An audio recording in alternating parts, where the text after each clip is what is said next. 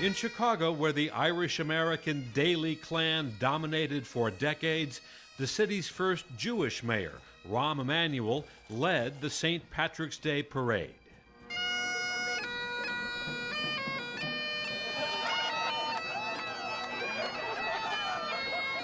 Not far behind, his challenger, a little-known county commissioner born in Durango, Mexico, Jesus Chuy Garcia.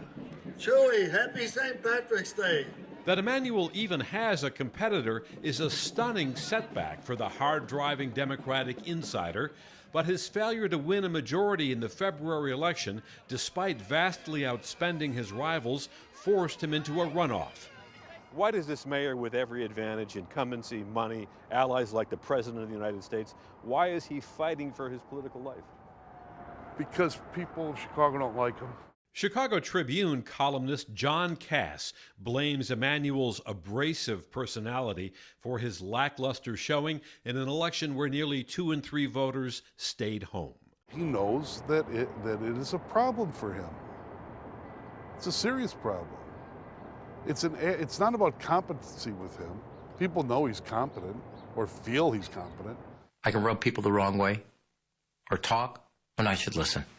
I own that. In a remarkable TV ad, Emanuel acknowledges his personality problem, but argues it helps in his job. And when business interests said a $13 minimum wage was too high, I didn't back down.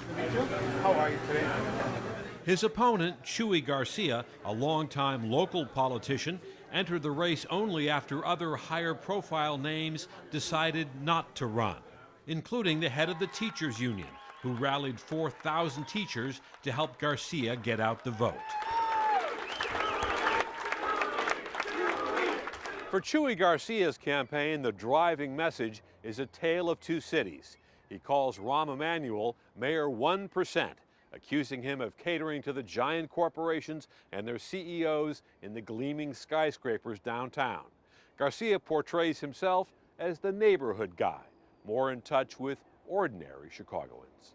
My roots are roots that are embedded in Chicago neighborhoods that understand that the first important thing to bring about change is people. Among Garcia's favorite backdrops are abandoned school buildings. He has exploited the city's decision to close 50 poorly attended and underperforming schools, costing Emanuel support in the minority communities where they were located. All of the schools that he closed were in African American and Latino communities. And so you attack the very people who voted for you the first time. So who would vote for him again? You got to be crazy.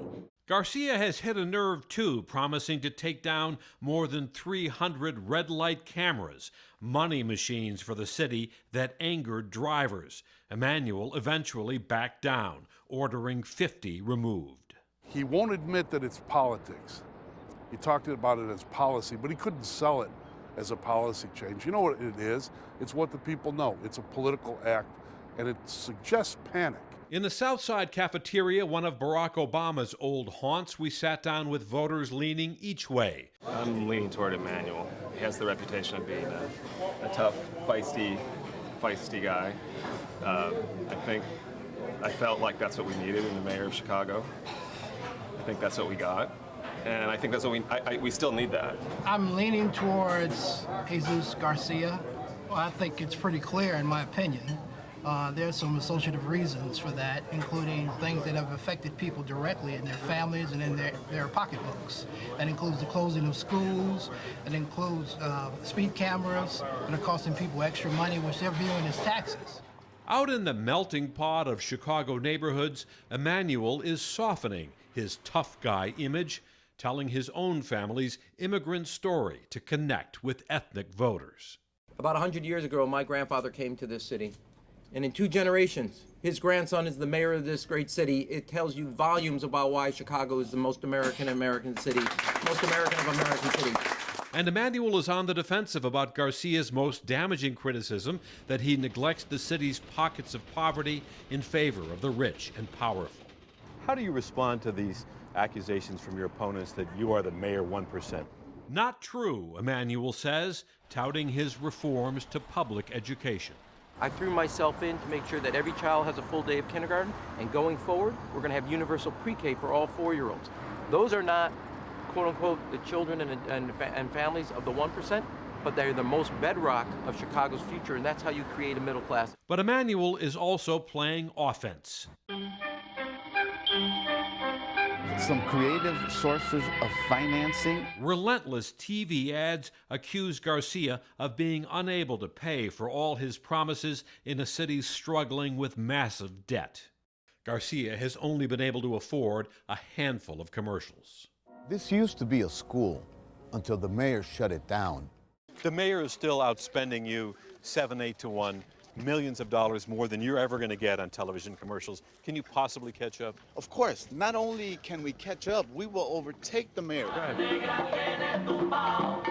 Garcia has stirred obvious pride in the city's Hispanic neighborhoods, where supporters are predicting a chewy bump among Latino voters. Come on, Whitney, young mom. Come on. But the real battle is for African American voters, who make up a third of the electorate. Mays Jackson, a Democratic strategist, says they are divided. There's truly a split. There is the people that are just angry at Ron, but then you also have the people that are like, I'm not gonna elect a Latino because they just seriously don't trust the outcome.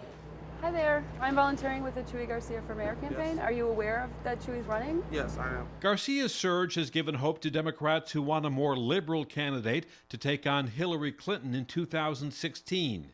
Community organizer Amisha Patel leads a grassroots group backing Garcia. Do you think this gives an opening to someone like Elizabeth Warren? Absolutely. I think that, Chicago's the third largest city in the country, followed by what happened in New York with Bill de Blasio. The fact that if we can elect Chgo Garcia here as mayor of Chicago, beating Rahm Emanuel, it would be a huge burst of support for Elizabeth Warren if she was to decide to run. Rahm Emanuel may be in a much tougher race than he ever envisioned, but he still holds advantages that fame, power, and money provide. How are you guys? Good, how are you? I'm good, all good.